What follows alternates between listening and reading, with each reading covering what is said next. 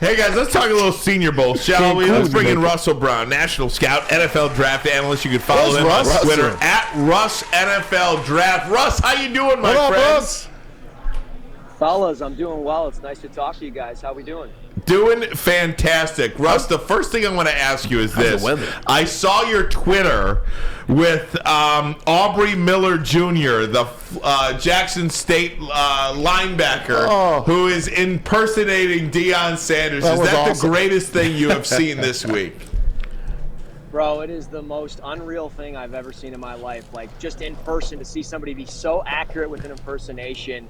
So cool to see, especially for a small school guy, to have him come in and kind of just show that personality. It's awesome. And he's actually made a couple of plays this week. So with that, and then just the play on the field, it's been awesome for him. You know, you see players that we don't have the benefit of seeing or knowing their names. There's a lot of people there. We don't know their names. We don't know the impact they could have in the NFL. You know, Aubrey Miller Jr., a linebacker from Jackson State, is one of those guys that I've never even heard of before. I'm not even going to pretend to tell you that I've ever heard of him. But he knows James Houston. But that's just it. You know, I did see where he said, you know, a guy like James Houston is blowing open doors for guys like him. Do you kind of see that happening with a lot of smaller school guys down there? Oh, absolutely. I mean, you see it all the time. This is my 6th time down here at the Senior Bowl, and let me just say before I get going, my apologies if the music's playing or if you hear a horn go off. Or I love it, man. You're perfect, bro. It's authentic. It reminds me of being in practice, man. Thank you. Oh, Braylon, you need to get down here, man. It'd be a good time for you, especially. But yeah, no, it's a great experience for a lot of these small school guys. You know, there's an offensive lineman from Tennessee, Chattanooga. I hadn't watched him before coming down here, and he's somebody that really stood out in a lot of different reps in the one-on-one drills. You know, the way he sits and anchors, the way he's been able to reach block and hook guys. It's been really fun to see. So it's just nice to get an opportunity to see these guys up close, because that's what makes the Senior Bowl so special, is that you get to see these guys in and out of plays, and really you get to see what they do as far as you know, how they operate, how they take coaching, do they get down on themselves, and all that good stuff. So it's just a great way to see how they work. Talking about McClendon Curtis from Chattanooga. Hey, check this out. You know, down there, you're looking at guys. We're trying to draft guys for Detroit Lions. Everybody's excited about the big name guys, but you got to find those smaller guys. You got to find that 2nd round pick or that 3rd round pick.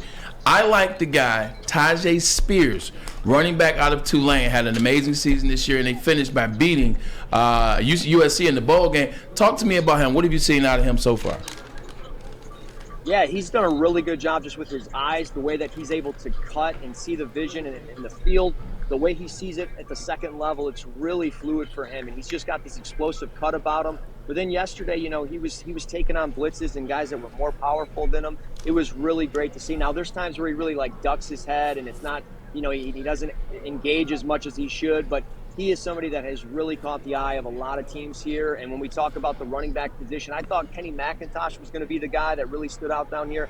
It's been Spears by far, and he's somebody that, you know, might have been a day 3 pick. He might end up going on the 2nd day of the draft just because of what's happening down here. I keep talking about here in Detroit, and the last person I asked you about, I turn over to Ryan for me. But everybody's talking about the quarterback position. Is Jared Goff enough? Do you move up and take C.J. Stroud? Do you take Bryce Young? What do? Do you wait? Is it Will Levis? What about a guy in Clayton Tune from Houston? Big guy, kind of fits the offense for the Detroit Lions. Jared Goff might be a 2nd round guy. Talk to me a little bit about Clayton Tune. I like Clayton Tune a lot as far as a day 3 option for, you know, especially Detroit. I like his size. He's somebody that stands tall in the pocket. His lower body, he's got a really good frame as far as how he throws off, you know, with his base and everything like that. He can't hit every throw on the field. He'll definitely underthrow a lot of passes.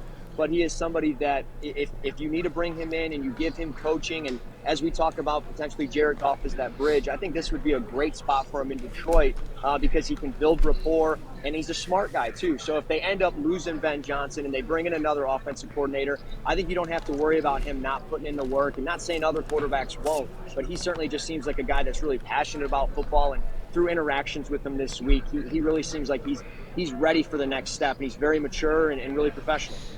And it's also he can run the ball as well. 546 rushing yards this year, 5 touchdowns. He's a guy that can get out the pocket as well. Hey, Russell, let me ask you about this because we were just talking about how much talent there seems to be. You know, there's all these leagues now. You know, the NFL, the XFL, the USFL, the Arena League is coming back.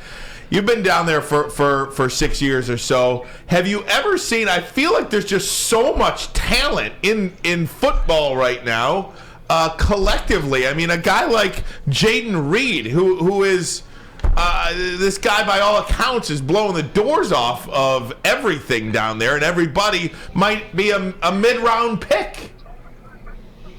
Yeah, it's very possible, and I mean, when we talk about comparing him to, Michigan wide receiver Ronnie Bell, and this is not a shot at you, Braylon, but he has been better than Ronnie Bell this week, and it's one of those things. I'm not taking shots at Michigan. No, it's okay. That's fair. That's accurate. That's accurate. For sure. I like it.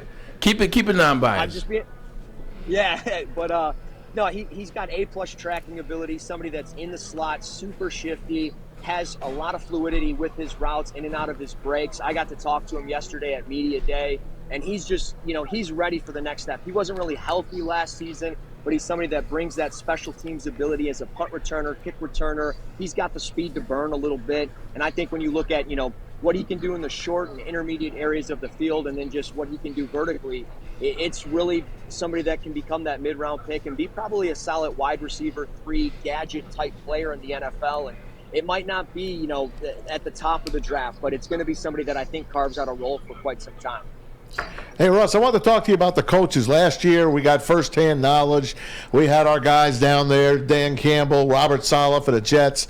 This year, it looks like, are they doing more like assistants? I see the Bears and the Raiders are representative down there. What's going on with the way they're coaching these kids out, and who's down there for the Lions? Yeah, I haven't seen any of the Lions coaches, actually, and they haven't really been represented down here all that much. I was at dinner yesterday, and I saw a bunch of spent enough time down there last ADP. year.